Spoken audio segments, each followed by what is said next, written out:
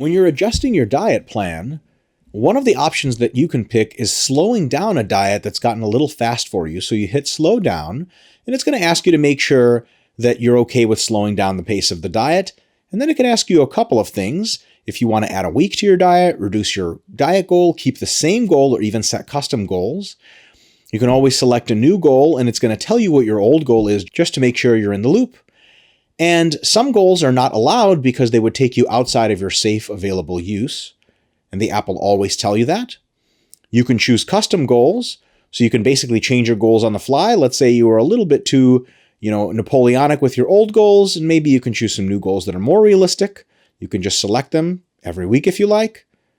And you can select the diet date that makes sense. So you can even change your diet goal for the date, not just the weight that you're going into. And always, the app will tell you how difficult it thinks it's going to be to meet this goal.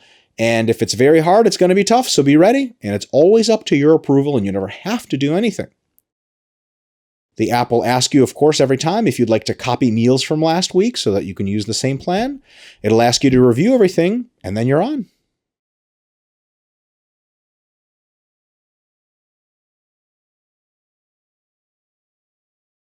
If the app recommends that to stay on track you have to cut your calories, you can always ignore this and repeat the week that you're currently doing. This might be because you had a bad week or you're okay with your current rates. It's always going to ask you to confirm, and you never have to pick anything. It's all on you, whatever you want.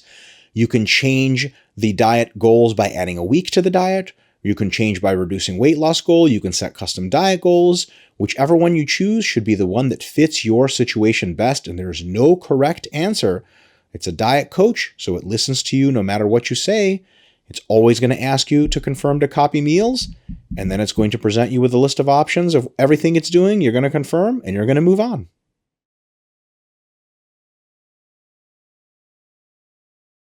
Sometimes if the diet is pushing you along a little too quick, you can always choose to repeat the week that you're currently on. But if you still want to accomplish the same end weight diet goals, what you're going to do is hit repeat the week. It's always going to ask you to confirm, and you're going to hit OK. You can go back and look at more options. And then what you're going to do is add a week to the diet.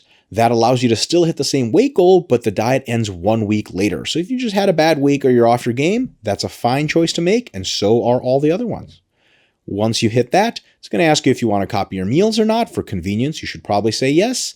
And then it's going to ask you to confirm everything on the final screen, and then you're good to go with the next week's plan.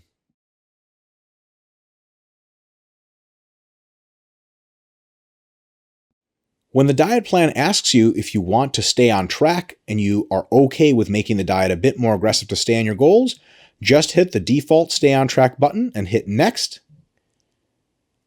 It's going to ask you if you want to copy your meals from next week. For convenience, that's probably a good idea because it'll let you template the meals you already have, same schedule.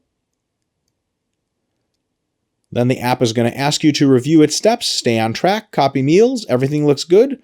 Feel free to go back and review or confirm and go on with your diet for better results.